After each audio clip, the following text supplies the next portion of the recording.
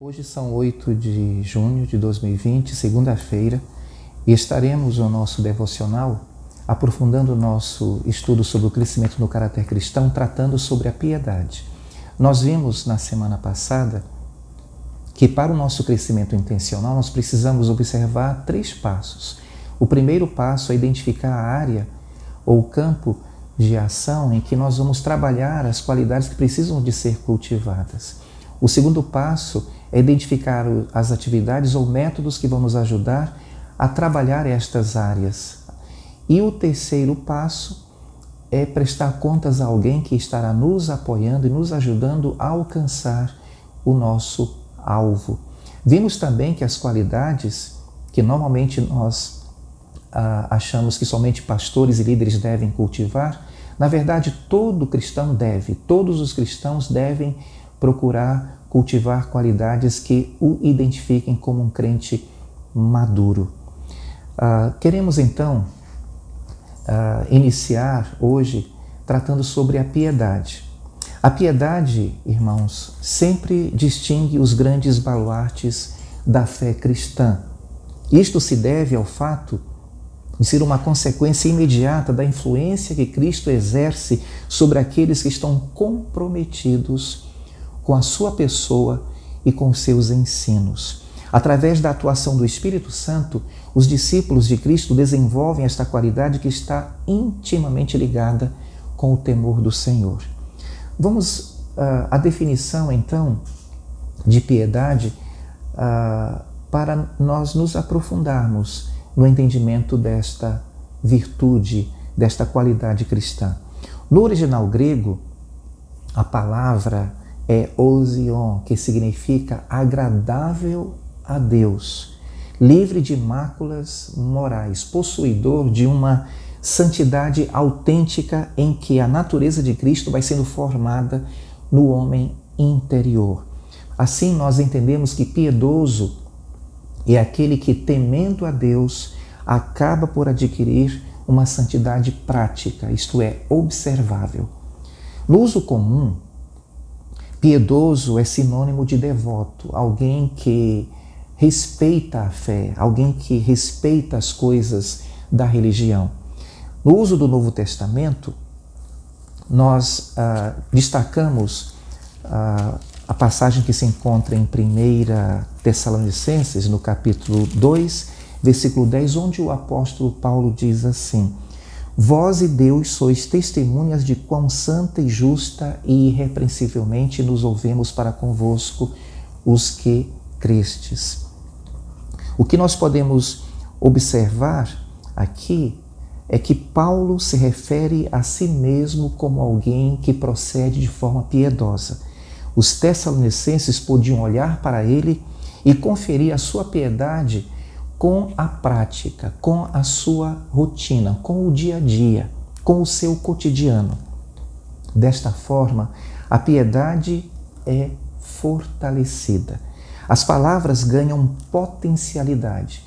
E em Efésios, no capítulo 4, versículo 24, nós podemos notar a preocupação do apóstolo Paulo ao dizer: E vos revistais do novo homem, criado segundo Deus, em justiça e retidão, procedentes da verdade. Assim, gostaria de convidar você a fazermos uma aplicação. Vamos para Efésios, no capítulo 4, e eu quero começar com o versículo 20, onde nós lemos: Mas vós não aprendestes assim a Cristo. O que notamos neste versículo é que a piedade deve ser aprendida. Diante disso, vamos olhando os versículos que seguem a este para entender de forma prática como nós podemos cultivar esta piedade. No versículo 25 aí do capítulo 4 de Efésios, nós temos a exortação de que a mentira deve ser substituída pela verdade. No versículo 26, a ira deve ser erradicada. No versículo 28 do capítulo 4 de Efésios, o furto deve dar lugar ao trabalho honesto. No versículo 29, as palavras torpes devem ser substituídas por aquelas que vão proporcionar a edificação das pessoas que nos ouvem. No versículo 31, a amargura deve ser colocada à distância, assim como a cólera, a ira, a gritaria, a malícia e a blasfêmia. No versículo 32, o perdão deve ser exercitado juntamente com a benignidade. No capítulo 5, versículo 2, o amor deve ter a mesma intensidade do amor de Cristo. No capítulo 5, versículo 3, as coisas impuras não devem ocupar lugar em nossa conversação. E, finalmente, no versículo 4, aqui do capítulo 5, as palavras levianas deveriam ceder o seu lugar às ações de graça. Com este entendimento, vamos fazer aqui 4 observações acerca da piedade. O conhecimento bíblico deve estar em harmonia com a prática. Esta é a primeira observação que eu faço aqui. Segunda observação, as atividades com ministérios da igreja local não devem prejudicar as nossas prioridades conjugais ou familiares.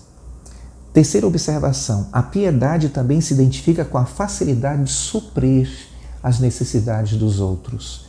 E a quarta observação, o piedoso vive quase sempre na convivência da bondade, misericórdia e perdão. Eu gostaria de encerrar essa nossa reflexão convidando você a se avaliar. Lembrem-se que este crescimento é intencional. Você precisa querer crescer. Então, pense comigo agora. Vamos fazer uma reflexão. Vamos nos avaliar.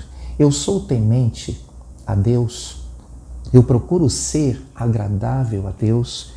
A minha vida familiar está em sintonia com a minha vida devocional, com a minha vida espiritual? A minha vida profissional está em sintonia com a minha vida devocional, com a minha vida espiritual?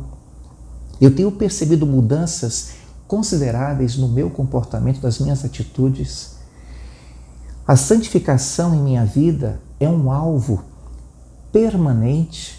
Eu tenho consciência de que continuamente eu devo buscar uma vida de santidade? Eu estou livre de máculas morais? Os outros podem observar em mim, assim como o apóstolo Paulo testemunhou aqui em Tessalonicenses, as outras pessoas podem testemunhar na minha vida que eu sou uma pessoa piedosa?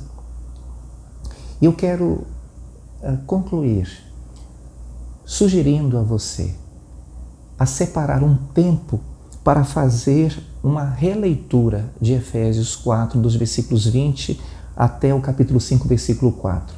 Releia estes versículos e faça um diário espiritual e compartilhe com alguém da sua confiança, da sua intimidade. Eu desejo a vocês um excelente dia na presença do Senhor.